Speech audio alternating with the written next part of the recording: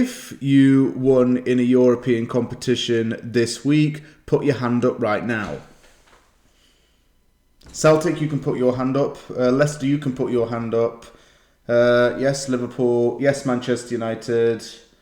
You put yours up. West Ham United, obviously, you can put yours up. Who else? Let's see. Manchester City, yep, you can definitely put your hand up. And Spurs, your hand's not up. Oh, yeah. I just remembered you lost to Vitesse. So you can keep your hand down because, you didn't win in Europe and you're struggling in this Europa Conference League, which is like the bottom tier of European football, and you can't really seem to hack it right now. So roll on Sunday when you come and play the Mighty Irons.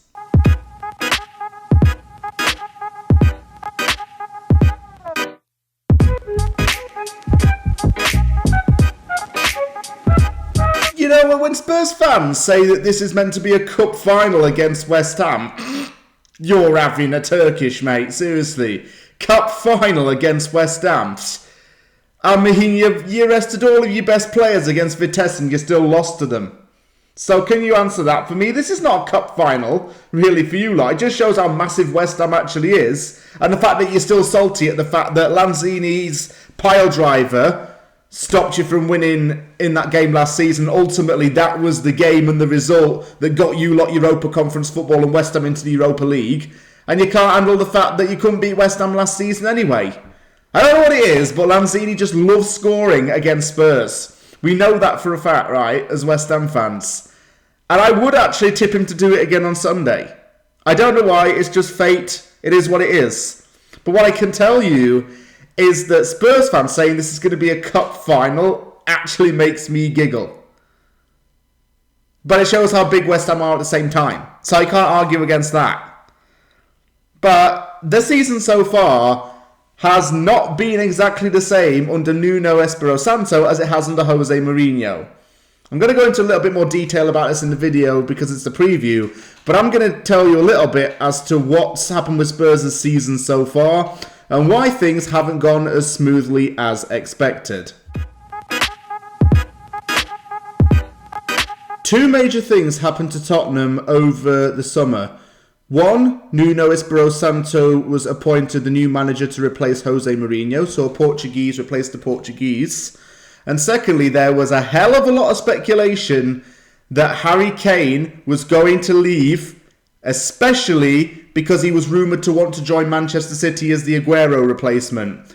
That definitely had an impact on performances on the pitch in general. And I think it's had a massive impact on Harry Kane personally, because he only scored his first goal of the Premier League season last weekend in the 3-2 win over Newcastle. But prior to that, he was absolutely non-existent. He even went onto Instagram and explained that he wasn't going to leave and that he was still committed to Spurs. But, that did ruin him mentally and it had effects on his performances. It meant that he was under heavy criticism all the time. My brother is an Arsenal fan. He went to watch the North London derby. He even said Harry Kane was just useless in that game. And that's one big worry for Spurs fans is the future of Harry Kane because he's captain of the team. He's a player who's come through its academy and he's like a god in those parts of London. The Spurs fans worship him because he's so important to their team. Without him, they haven't really got any goals in them. Even though Spurs did start off the season by winning 3 in a row, they then lost 3 in a row and have now only really just started to get back to winning ways. Nuno's very own competence as the manager of Spurs has been questioned by the fan base. Some people don't think he's the right man to lead the club, and there's reports that some of the players don't even buy into what he says. So that's another thing as well. I must admit with Nuno, he wasn't really going to be the Spurs fans' first choice as manager. I just get a feeling he wasn't. Spurs fans, you can add whatever you like to that. You can tell me otherwise if you wish. But just from my opinion as an outsider, I don't think he would have been the first choice for a lot of Spurs fans. He was actually rumoured to want to go to Fenerbahce before he accepted the Spurs job. So just bear that in mind as well.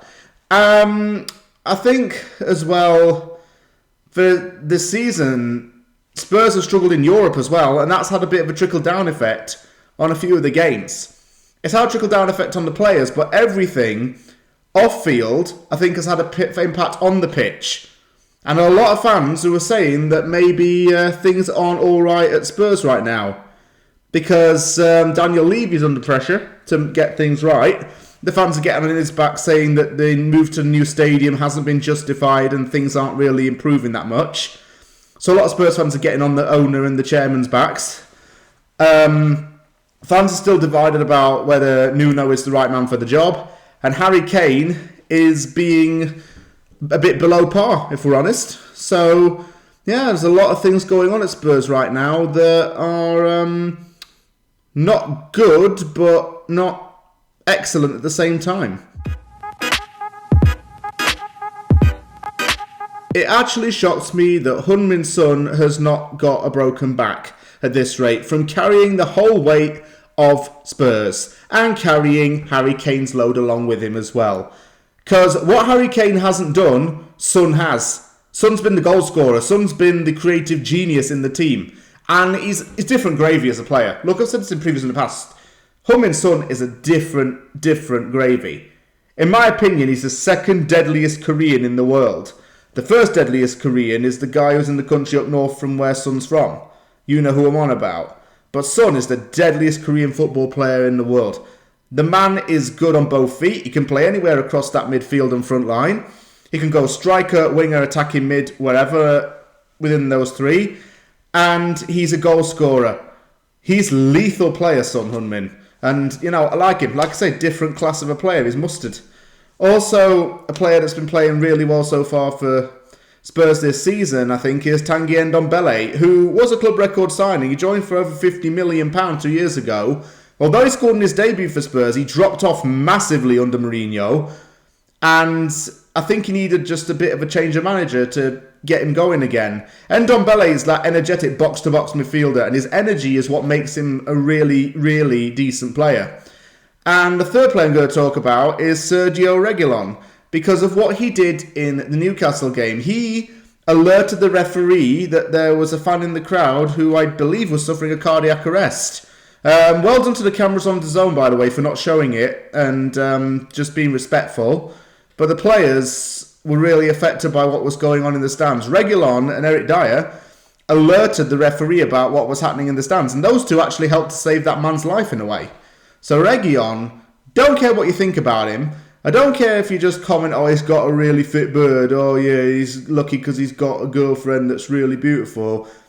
I don't care what you think about Reguilon. He gets my respect. Saved a man's life. Chris Hughton played for both Tottenham Hotspur and West Ham United, but it was at Spurs where he really made his name. A fullback back in his day, he played at Spurs for 13 years between 1977 and 1990, and then joined West Ham in 1990 and spent 2 years in Claret and Blue. He was a player who was really loved by Spurs fans, and at West Ham he only made 32 appearances though. He then spent 1 season at Brentford before he retired in 1993. After he retired, he was at Tottenham for so many years as an assistant manager.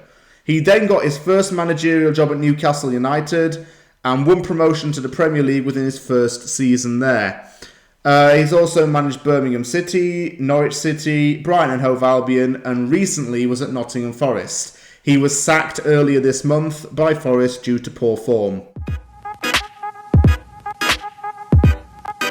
I fancy West Ham to win it 1-0. I think West Ham will just nick it 1-0 because it's going to be a tight game against Spurs. It's not going to be easy playing against them, as we know. But I can see West Ham just nicking it by a narrow goal. Not sure who's going to score. I do want to say Lanzini because he does like an odd goal or two against Spurs. But I don't think he'll even start this game. So I'm going to say 1-0 to West Ham, but I'm undecided on a goal scorer. Thank you very much for watching this episode of Opposition Uncovered. If you liked the video, hit the like button and don't forget to subscribe for more content. Take care everybody, and I'll see you all soon.